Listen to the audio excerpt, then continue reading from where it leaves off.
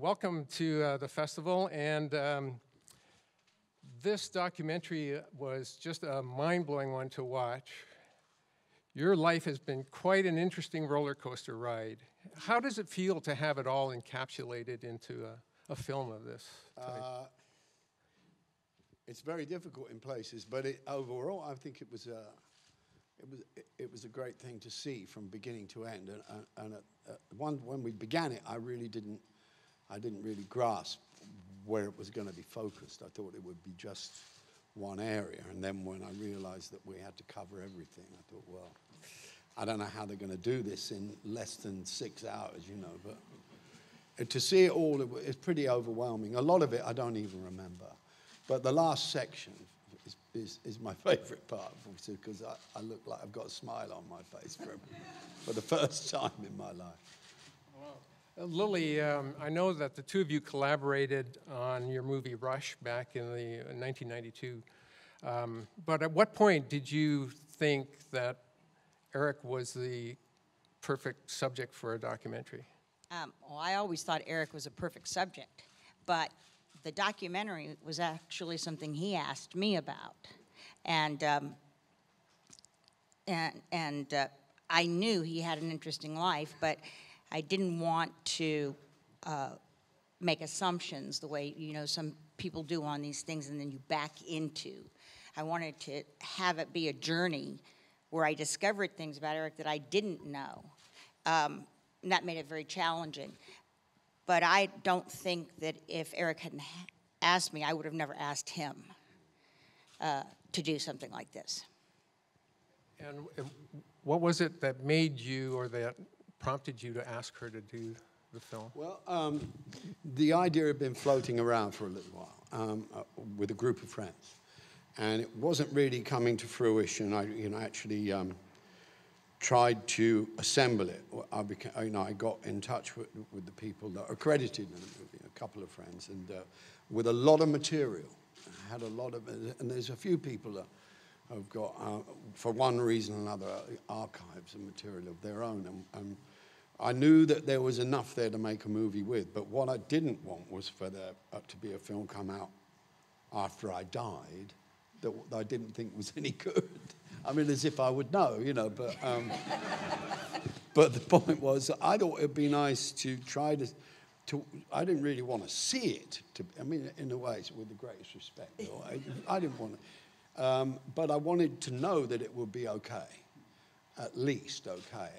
And so I thought, well, there's one person I trust to do this, one person I know. I don't know any film people at all, really, but one person I know who I've worked with that I could trust to do this, and that was Lili.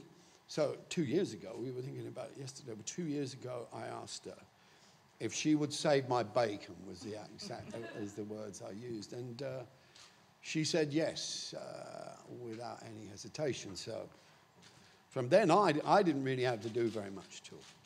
And I'm supposed to be a producer, but I know what producers do, and I certainly didn't do any of that.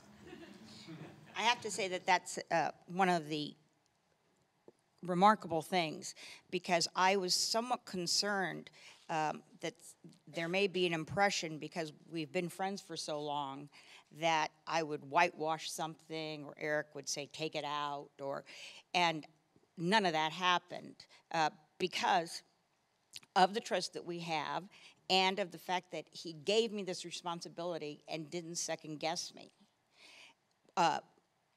The thing that he did do is that he came up with the idea of Gustavo Santaella, which the score is such an incredible blend, because we didn't want it to be all just Eric's music, because it doesn't work that way.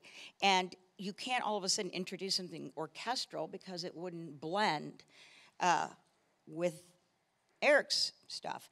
So it was Eric's idea, and you were even so gracious about that. You said, do you mind if I suggest? So Gustavo has done an incredible job. He was very excited to do it. He's been very generous, and I'm very grateful to you for that idea. Okay, let's open it up to the floor. We've got a question down here, Bruce. Good morning, Bruce Kirkland from the Toronto Sun and Post Media News Network. Back in the 70s, I was a rock critic. I apologize for that in advance.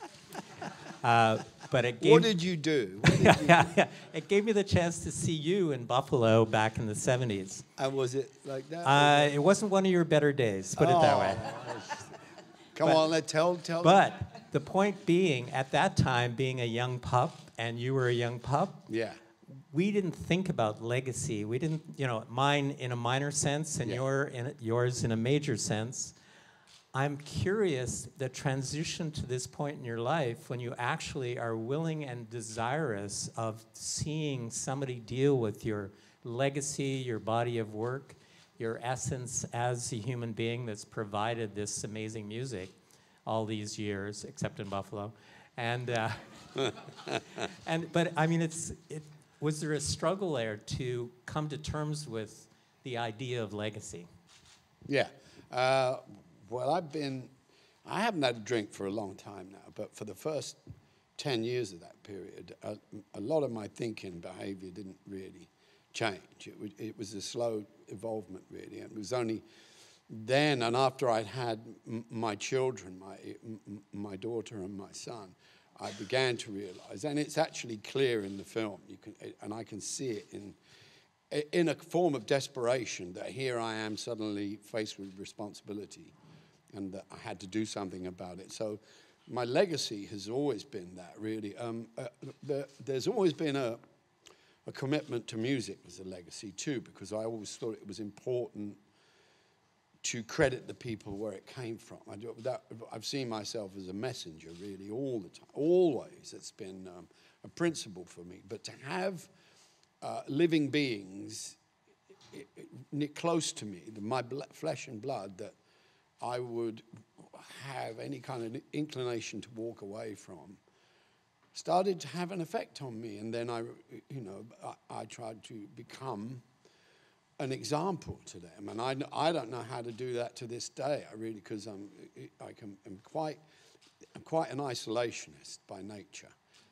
And so to actually be able to consider what my behavior does to other people is still a very kind of difficult thing for me to apprehend. But it's getting better. Another question here? Thank you. Hi. I'm Michael Kramer from Zoomer Radio, 45-plus listeners, many of whom have been with you since the very beginning. First of all, on behalf of them, thank you for still being here with us and making music. And what's your hope for this movie to those who have known you from the Yardbirds days and Cream, etc.? Yeah, I hope that as many people get to see it as can, that it gets to be internationally shown and accepted. Only a few people, but the main point goes back to what I was being asked: is what is the legacy of this film? And it really is that we carry a message. I mean, the underlying thing for me was that to show that from all of that mess, that I could still come to be a reasonably well-behaved human being with a sense of responsibility. So all of that stuff that went before has brought me to that. Yes, there's a phrase, there's always an equivalent benefit in adversity. Yeah. And I'm sure when you are in that spot, you're not thinking about great phrases or anything like that. No. But all of that has brought you to this point as well. Yeah. Congratulations. Thank you. Okay, another question down front here. Hi, Karen Bliss from Billboard and Samaritan Mag, which is a music-heavy magazine about giving back. Youth are listening to EDM now. When I grew up, we had you and Keith Richards and Jimmy Page and later Stevie Ray Vaughan. Guitar sales are down significantly. We've got music counts in Canada and Mr. Holland's Opus, trying to get instruments into schools, but it's typically brass and, woodwinds and strings. I mean, the future of the guitar is in jeopardy. What are your thoughts on that? Yeah, because young people aren't, listening really to rock music and don't have any guitar heroes. What are your thoughts on that? Yeah, I didn't realize it was that bad. I really didn't. I'm out of touch. I mean, I don't know what's going on. I don't know where it's going to go either. I think anything that has a natural process will end up where it's supposed to be. My kids listen to classic rock, and that may only be because that's what I've played to them. I mean, from the time they were, their conception, they've been listening to music through the womb. I've played them playlists, just brainwashed my kids, and at the back of it is always the guitar or some kind of solo instrument or a sing. I mean, the music. My belief in music, it's all good. It's all good. I don't think there's any, even stuff that doesn't appear to be so. It's all good. I would like to answer this question.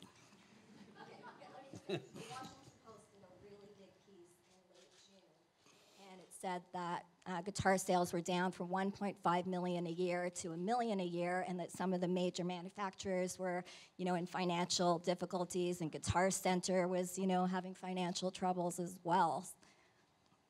I don't know. Maybe the guitar is over. Or do you want to ask? Well, I think that it's a little bit the cart before the horse. One of the things that was so interesting to me when I was doing the movie was that Uncle Mac had this show where he was playing blues music that Eric and other musicians of his generation were really exposed to. And there are other musicians that had the exact effect, and they may not have been as talented as Eric, but it took them to this place to have an interest in the guitar. And I think that is a big part of what instrument somebody chooses. He heard this guitar, Eric. He heard this guitar as a 9-year-old boy. He heard this music, and he was touched by it. And he didn't have anything to make it easy. He had an acoustic guitar that he did his best with. And then, this isn't in the movie, but he had an electric guitar with no amp. And he was playing on the strings with no amp, but he said he knew what it would sound like. That is real determination. That is making something work. And I think that that's what happens. If guitar sales are down, maybe nobody's hearing something that moves them. And I also think, in another way, rock and roll and in its origins in blues isn't the popular music of this moment. So, I don't know why. I'd love to do a whole thing on why this post-war generation in the UK was so drawn to the blues and interpreted it so well. But I haven't had time to do that one yet. Question. No. Very good. It makes you think. Okay. Hi, David Fear, Rolling Stone. Oh, there you go. Yeah. Hello. Hi. This is a really lovely doc, but watching this, there is a bit of a sense that you're sort of turning the page and then closing the book when you watch this. I know prior to the Madison Square Garden shows that you did in March, and then prior, like the ones you're doing now at MSG and the Forum, you'd sort of flirted with the idea of hanging it up in terms of performing. Yeah. Is retirement still something that you occasionally think about, or are you going to be one of those old bluesmen that they just, as long as you can still walk out on that stage on your own 2 feet, you're going to go and play? Both answers. Both. Yeah, I've quit. I've got 4 more shows and then it's over.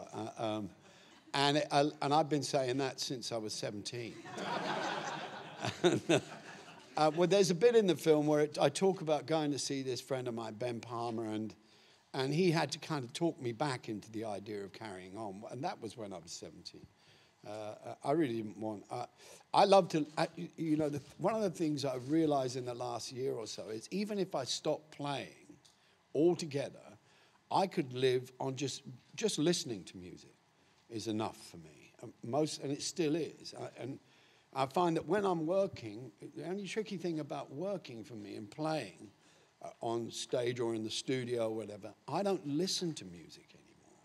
So I don't know what that's about, but it's sort of disturbing for me that I cast all this other stuff aside, stuff that I really need to be absorbing, which connects with what the lady was talking about, understanding what the music scene is doing, and just concentrate on my own thing.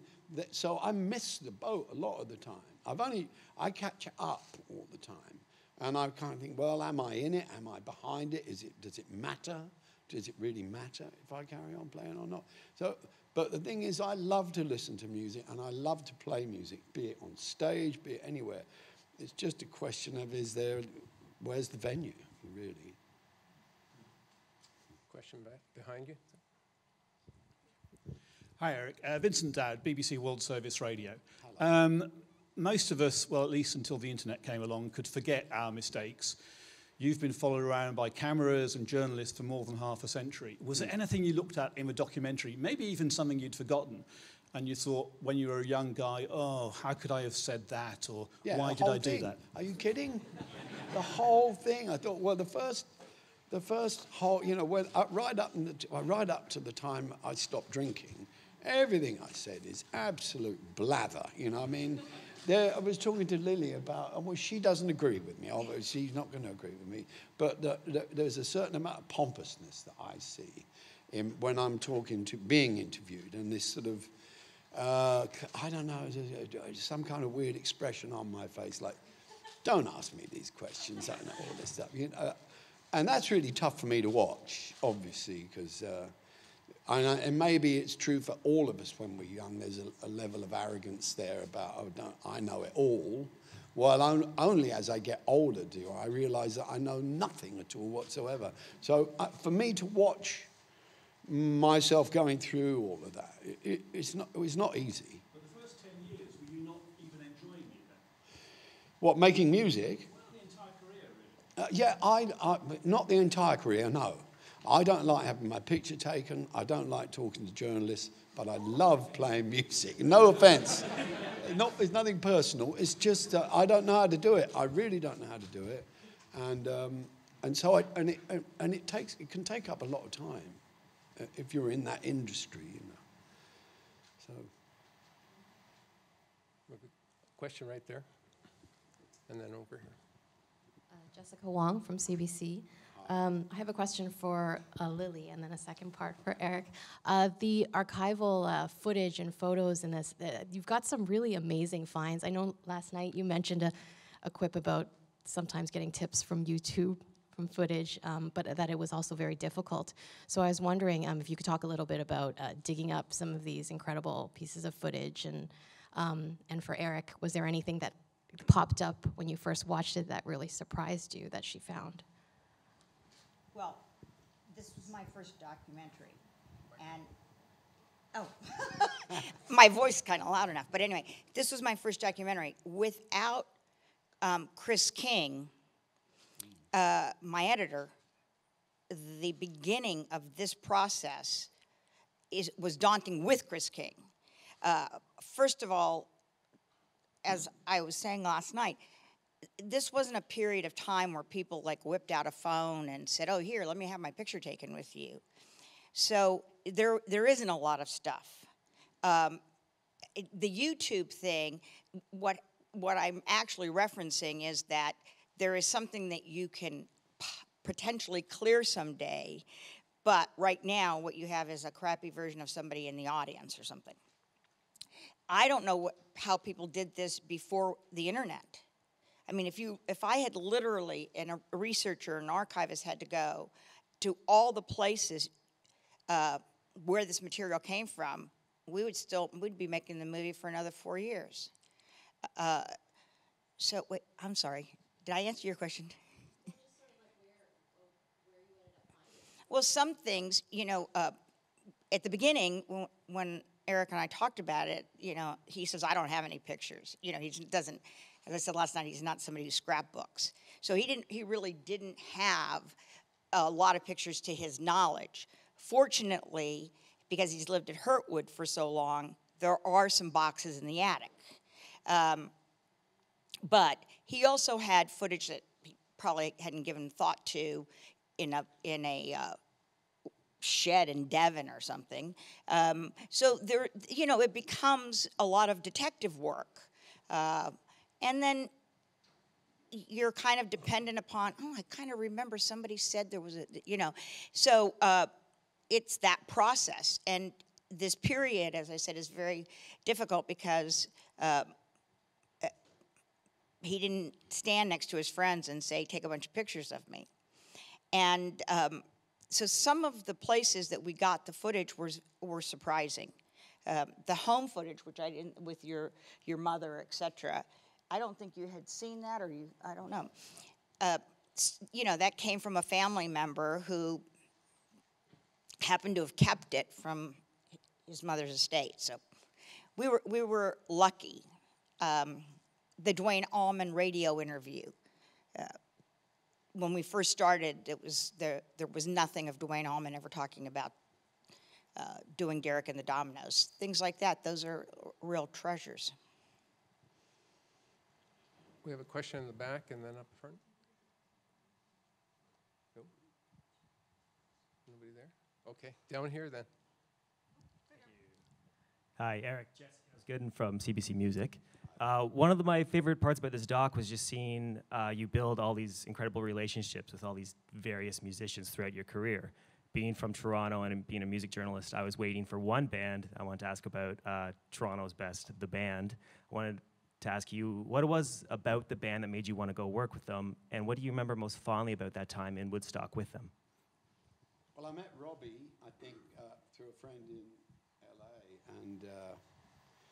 and I was given a kind of acetate of Big Pink back in England, and it shook me to the core, you know, and I was in Cream at the time with already a notion that it wasn't going in the right direction, and I thought, well, this is what it is. This is what it is, and I hadn't realized that, you know, I knew who Ronnie Hawkins was, but I didn't realize that was their root. I thought they just appeared out of, or I thought they were all actually from the Mississippi Delta. I didn't even know. You know, Robbie was Canadian, and so was Richard, and those. And I fell in love with Richard. We were big pals, you know, and Levon, those guys that have passed, and Rick, they were magnificent heroes for me, and the songwriting and everything. And so I went up to jam with them, but principally I went up, the same sort of thing as happens in this movie where I go and play on the Aretha sessions. I show up with all this paraphernalia on, and the guys are all in, you know, just work clothes.